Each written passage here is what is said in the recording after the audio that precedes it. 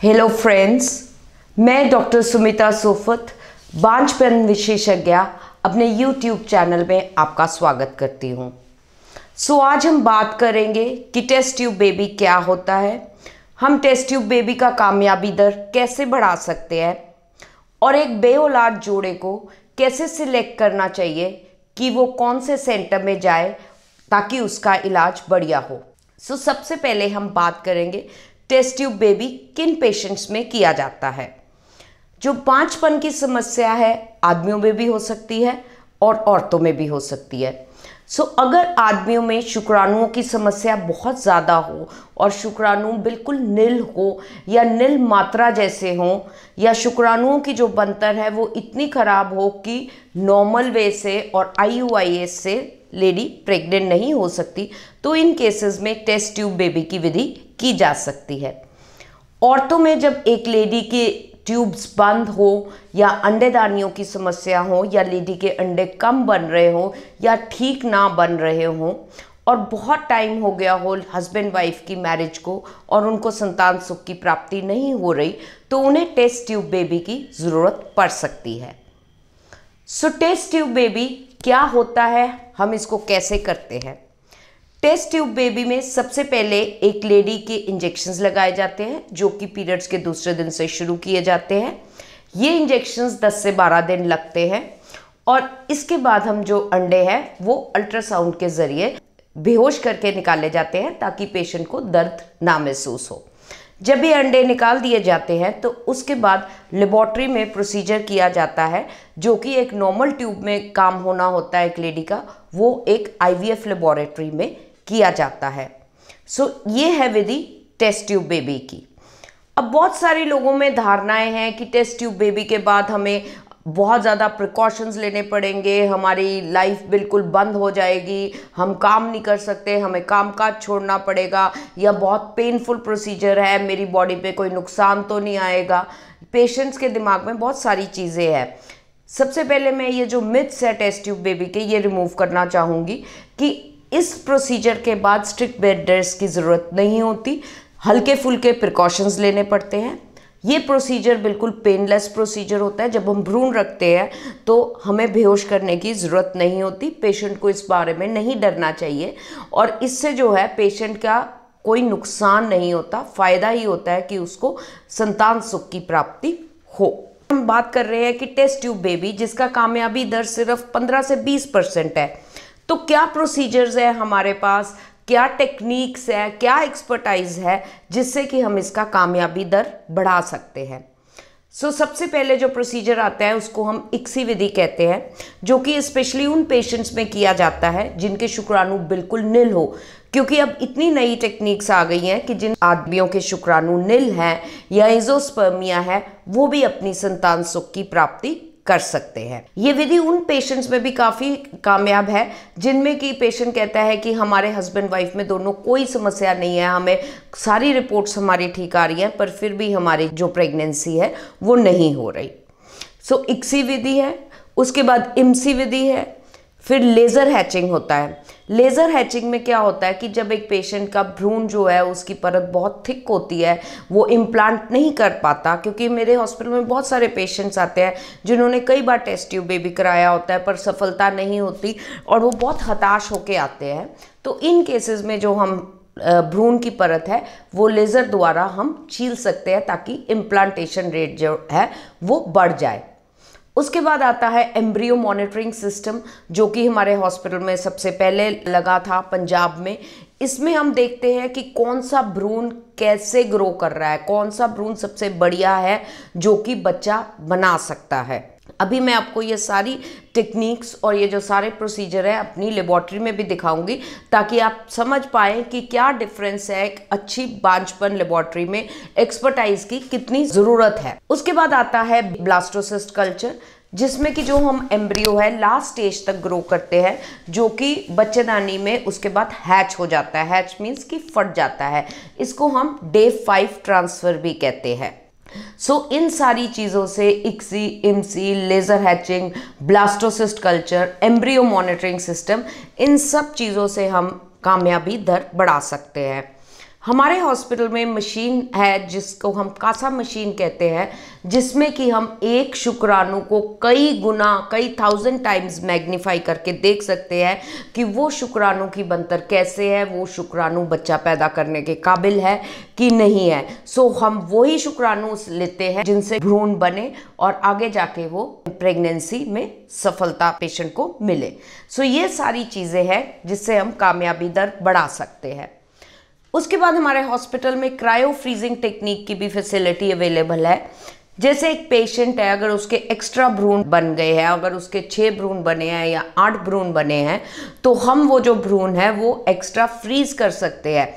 अगर किसी तरह से भी पेशेंट का वो साइकिल फेल हो जाए या उसको कामयाबी ना मिले, तो नेक्स्ट साइकिल के लिए वो भ्रूण यूज़ किए जाते हैं।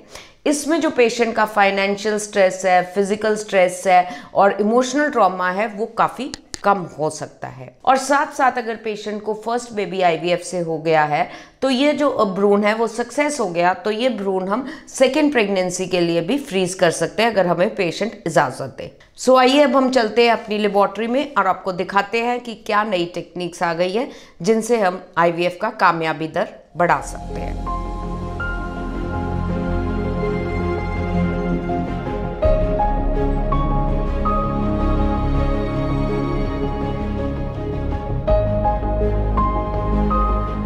अब हम अपनी आईवीएफ लेबोरेटरी में हैं और आप देखेंगे ये वो लैब है, वो एरिया है जहाँ की हम भ्रूण तैयार करते हैं। तो सबसे पहले मैं बताना चाहूँगी कि ये लेबोरेटरी की क्या खासियत है जो कि आम लेबोरेटरीज से बहुत डिफरेंट है, जिससे कि हम इसका जो भी प्रोसीजर कर रहे हैं उसका कामयाबी दर कैसे बढ़ा सकते हैं। आप देख सकते हैं ये एक मॉड्यूलर आईवीएफ लैब है। इसमें ऊपर छत पे जो है सारे फिल्टर्स लगे हुए हैं जो कि जितने भी पार्टिकल्स हैं उनको ट्रैप कर लेते हैं और जो एयर है वो बिल्कुल प्योर एयर होती है। कोई भी आईवीएफ की जो लेबोरेटरी है उसमें सबसे इम्पॉर्टेंट चीज़ है कि वो लेबोरेटरी में एयर जो है बिल्कुल प्योर होनी चाहिए। सो ये एक मॉड्यूलर आईवीएफ लैब है जो कि हमारी पंजाब में, नॉर्थ में कह लो, दिल्ली को छोड़ के सबसे पहली मॉड्यूलर आईवीएफ लैब है। तो आप ये देखेंगे ये जो है जिसको हम कहते हैं ट्राइनोक्यूलर माइक्रोस्कोप, इसमें जो है भ्रूण वैज्ञानिक है जो एग्स निकाले जाते हैं अल्ट्रासाउंड के ज़रिए। इस माइक्रोस्कोप के नीचे एग्स आइडेंटिफाई होते हैं, जो लेडी के हम अंडे निकालते हैं वो इधर भ्रूण वैज्ञानिक बैठ के अंडे देख सकता है। आप अभी क्लिप में देख रहे हैं कि भ्रूण वैज्ञानिक जो है वो कैसे फ्लूइड से एग्स ढूंढ रहा है। तो एक बार जब एग मिल जाता है तो दूसरा भ्रूण वैज्ञानिक यहाँ पे एग और स्पर्म का मिलन करता है। अब आप देख सकते हैं ये हैं जो शुक्राणु, जो कि मशीन है कि एक शुक्राणु को जो कि हमें नेकेड आई से नहीं नज़र आता, इसमें कितने टाइम्स वो मैग्नीफाई हो गया है। इससे हमें पता लग जाता है कि वो शुक्राणु बच्चा बना सकता है कि नहीं। ये जो मशीन है इक्सी मशीन है, इस मशीन से हम सबसे बढ़िया शुक्राणु जो बेबी बना सकता है वो सिलेक्ट करते हैं। तो यही मैं आपको बताना चाह रही थी कि जब एक रूटीन सीमन एनालिसिस होता है वहाँ इतनी बड़ी मशीन्स नहीं होती, वहाँ हमें सिर्फ यही पता लग सकता है पेशेंट को कि उसका काउंट कितना है, मॉर्फोलॉजी की परसेंटेज कितनी है। पर जो डिटेल इन्वेस्टिगेशन है सीमन की, जिससे कि कामयाबी दर पता लगेगा, वो ये मशीन्स है जिनसे हम देख सकते हैं कि एक स्पर्म जो है कितने 100 टाइम्स जो है मैग्नीफाई होके हमें नज़र आता है। सो इधर अब आप देख रहे होगे क्लिप में कि मेरा जो भ्रूण वैज्ञानिक है वो कैसे एक एग और एक स्पर्म का जो है मिलन करता है और भ्रूण बनाता है। सो ये मशीन के साथ जो है लेज़र मशीन जो है वो अटैच्ड है और उससे हम लेज़र हैचिंग करेंगे। अभी आप ये जो क्लिप देख रहे हैं उसमें आप देखेंगे कि कैसे लेज़र के ज़रिए जो है भ्रूण की परत पतली करी जा रही है ताकि जो भ्रूण है वो लेडी के बच्चेदानी में चिपक जाए, ताकि जो सक्सेस रेट है वो बढ़ जाए। अब आप देख रहे हैं कि ये ब्लास्टोसिस्ट है, यानी कि 5वें दिन वाला भ्रूण। अब ये लास्ट स्टेज है जिस पे ये एम्ब्रियो जो है ग्रो करता है। इसके बाद ये हैच हो जाता है, यानी कि फट जाता है ताकि वो बच्चेदानी में चिपक जाए। तो आप ये देख सकते हैं जब हम 8 या 10 भ्रूण बनते हैं, उनमें से 1 या 2 ही भ्रूण ऐसे होते हैं जो कि ब्लास्टोसिस्ट बनते हैं, जिनके लिए स्पेशल मीडिया लिया जाता है, स्पेशल टेक्निक्स होती है जिनके कारण ये ब्लास्टोसिस्ट बनाया जाता है। तो कहने का ये मतलब कि हर एक आम आईवीएफ लेबोरेटरी में ये सारे प्रोसीजर्स जो मैं आपको दिखा रही हूँ अवेलेबल नहीं होते। ओनली जो हॉस्पिटल्स बहुत अच्छे हैं, जिनके पास एक्सपर्टाइज है, जिनके पास इक्विपमेंट है, वही ये कर सकते हैं, जिससे कामयाबी दर बढ़ाया जा सकता है। तो ये डे 5 ब्लास्टोसिस्ट आप देख सकते हैं। सिमिलरली आप देख सकते हो ये जो काफ़ी सारे इंक्यूबेटर्स पड़े हैं, इनको हम ट्राई गैस इंक्यूबेटर्स कहते हैं, जिसका जो एनवायरनमेंट है, जो कि एक लेडी के बच्चेदानी की तरह अंदर जो एनवायरनमेंट है वो इन इंक्यूबेटर्स में है, ताकि जो एम्ब्रियो है वो ग्रो कर सके, अच्छा भ्रूण तैयार किया जा सके। ये आप मशीन जो देख रहे हैं वो एम्ब्रियो मॉनिटरिंग सिस्टम है। ये सिस्टम हमने पंजाब में फर्स्ट टाइम यहाँ लगाया है, जिससे कि आप देख सकते हैं हम एक एक भ्रूण को देख रहे हैं कि वो कैसे ग्रो कर रहा है, कैसे डिवाइड कर रहा है। सो इसके ज़रिए जो हम हैं टेस्ट ट्यूब बेबी का कामयाबी दर बढ़ा सकते हैं। जो भ्रूण सबसे अच्छा ग्रो कर रहा है हम वो सिलेक्ट करेंगे। आप देख रहे हैं जो पहले नंबर पे भ्रूण है वो इतना अच्छा नहीं ग्रो कर रहा, पर जो ये छठे नंबर पे भ्रूण है वो ज़्यादा अच्छा डिवाइड कर रहा है। तो ऐसा ही भ्रूण हम सिलेक्ट करके बच्चेदानी के अंदर रखेंगे, जिससे कि प्रेगनेंसी हो सके। अब आप देख सकते हैं ये जो वर्क स्टेशन है, इस पे हम भ्रूण एम्ब्रियो यानी कि इस कैथेटर में लोड करते हैं। अब इसमें हम कामयाबी दर कैसे बढ़ा सकते हैं? जो एम्ब्रियो हमने यहाँ पे लोड करना है माइक्रोस्कोप में, साथ ही ये विद इन 1 मिनट भ्रूण जो है बच्चेदानी में रखना पड़ता है। अगर इसमें ज़्यादा समय लग जाता है तो जो आईवीएफ या टेस्ट ट्यूब बेबी का कामयाबी दर है वो कम हो जाता है। तो यहीं से जो है हम भ्रूण वैज्ञानिक या जो गायनेकोलॉजिस्ट है, यानी कि मैं यहाँ से एम्ब्रियो लोड करके सीधा ये जो हमारा एम्ब्रियो ट्रांसफ़र रूम है इसमें हम एम्ब्रियो ट्रांसफ़र करते हैं। सो जो डिस्टेंस है वो सारा कम हो जाता है और विद इन 1 मिनट भ्रूण जो है लेबोरेटरी से लेडी की बच्चेदानी में रखा जाता है ताकि वो आगे ग्रो करे।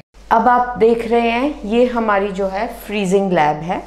आप इतने सारे कंटेनर्स देख रहे हैं जिनमें जो हम हैं एम्ब्रियो यानी कि भ्रूण जो है, एक्स्ट्रा भ्रूण जो पेशेंट के बच जाते हैं वो फ्रीज किए जाते हैं। आप ये देख सकते हैं ये -196 डिग्री टेम्परेचर में रखे जाते हैं और ये अनगिनत समय के लिए फ्रीज किए जाते हैं। सो जिन हॉस्पिटल्स में फ्रीजिंग की फैसिलिटी है, मैंने जैसे कहा कि अगर किसी पेशेंट का भी एक्स्ट्रा एम्ब्रियो बन जाते हैं, एक्स्ट्रा भ्रूण बन जाते हैं, तो वो अनगिनत समय के लिए फ्रीज किए जाते हैं, ताकि जब भी चाहे बेबी, अगर पेशेंट प्रेग्नेंट भी हो गया है फर्स्ट टाइम पे, तो वो अपना सेकेंड बेबी ऐसे करवा सकता है, उसको सारा प्रोसीजर दोबारा कराने की ज़रूरत नहीं है। साथ ही आप देखेंगे कि यहाँ पे जो है सीमन भी है जो वो फ्रीज है। कई हस्बैंड्स जो सैंपल्स नहीं दे सकते या जिनको प्रॉब्लम आती है, जो बाहर रहते हैं, जो आर्मी में हैं, वो अपना सीमन दे के जा सकते हैं और फिर ये सीमन जो है अनगिनत समय के लिए भी फ्रीज किया जा सकता है। सो ये है फ्रीजिंग की फैसिलिटी जो हमारे हॉस्पिटल में अवेलेबल है, जिसका लाभ पेशेंट्स उठा सकते हैं। अब आप देख सकते हैं ये स्पेशल मशीन है जिसको हम कासा मशीन कहते हैं। आपको देखने में तो ये बहुत सिंपल माइक्रोस्कोप लगेगा, पर ये जो एक स्पर्म है उसको कितने टाइम मैग्नीफाई कर सकता है आप इस मॉनिटर पे देख सकते हैं। और ये स्पर्म का जो है बताएगा कि कौन सा स्पर्म ठीक प्रेगनेंसी कर सकता है कि नहीं। अभी आप यहाँ पे देख रहे हैं कि ये स्पर्म का पाथ दिखा रहा है पूरा। आप देख रहे हैं ये जो ग्रीन कलर के आपको स्पर्म्स दिख रहे हैं वो अच्छे स्पर्म्स हैं प्रेगनेंसी करने वाले, बाकी जो स्पर्म्स है वो प्रेगनेंसी नहीं कर पाएंगे। ये देखिए ये जो स्पर्म है इसका पाथ बिल्कुल सीधा है, ये सबसे बढ़िया स्पर्म है जो अच्छा मोटाइल स्पर्म है जो बेबी कर सकता है। सो कहने का मतलब कि सिंपल एक सीमन एनालिसिस से कि काउंट 70 मिलियन है, 20 मिलियन है, 10 मिलियन है, उसका कोई फ़ायदा नहीं जब तक हम ये नहीं देखेंगे कि कौन सा स्पर्म बेबी कर सकता है। हम नहीं बता पाएंगे कि जो सीमन है वो बेबी कर सकता है। स्पर्म काउंट कितना अच्छा ही नहीं, मतलब कि उसमें जो शुक्राणु है, बच्चा पैदा करने वाले शुक्राणु जो कितने हैं। ये जो मशीन है हमारे पंजाब में सबसे पहले फर्स्ट टाइम हमारे सेंटर में लगाई गई है। हम पिछले 26 साल से जो है सिर्फ यही काम कर रहे हैं। पंजाब का एक डेडिकेटेड IVF सेंटर था, जो कि हमने कभी सिर्फ बांझपन की समस्याओं का ही इलाज किया है। अंत में मैं एक यही बात बोलना चाहूँगी कि एक निसंतान जोड़े को सही डॉक्टर के पास सही इलाज करा लेना चाहिए। जितनी मेंटल स्ट्रेस है उससे, तनाव से दूर रहना चाहिए, और साथ ही साथ एक अच्छे डॉक्टर की सिलेक्शन करनी चाहिए। उनको देखना चाहिए, उनको पता होना चाहिए कि प्लेन IVF और IVF के कामयाबी दर में कितना अंतर है, हम कैसे बढ़ा सकते हैं, क्या मशीन्स है जिनके कारण हम ज़्यादा सक्सेस रेट पेशेंट को दे सकते हैं।